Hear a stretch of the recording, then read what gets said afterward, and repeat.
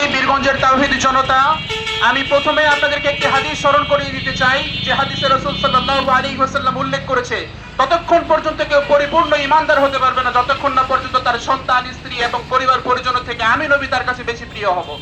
সুতরাং নবীর সঙ্গে যাদের কোনো সম্পর্ক নাই তাদের সাথে আমাদেরও কোনো সম্পর্ক নাই। আমরা সবাই বলিষ্ঠ কণ্ঠে বলতে চাই, কাদিয়ানীরা যেমন কাফের, আজকাল আমাদের মুসলমান ভাইরা ব্রাজিল আর্জেন্টিনাদেরকে ফলো করে, অথচ ব্রাজিল আর্জেন্টিনা আমাদের নবীকে ভালোবাসে না। আরে যাদের সঙ্গে আমাদের রাসূলের সম্পর্ক নাই, যাদের সঙ্গে আমাদের কালিমার সম্পর্ক নাই, তাদের সঙ্গে আমাদের কোনো সম্পর্ক থাকতে পারে না। আর এই কালিমার পতাকা নিয়ে বাংলাদেশের যে বিতর্ক আমরা দেখতেছি, কালিমার পতাকা তুললে তারা মুছে ফেলতে চায়, কালিমার পতাকা খুলে ফেলে তারা পুড়িয়ে দিতে চায়। আর এই কালিমার পতাকা সমুন্নত করার জন্য আমরা মুসআব ইবনে উমাইরের মতো ভূমিকা পালন করবো ইনশাআল্লাহ। সংগ্রামী ভাইরা, আপনাদের সকলকে গাজওয়াতুল হিন্দের আহ্বান রেখে গাজওয়াতুল হিন্দের কথা স্মরণ করিয়ে দিয়ে আমার বক্তব্য শেষ করছি। ওয়া আখিরু দাওয়ানা আলহামদুলিল্লাহি রাব্বিল আলামিন।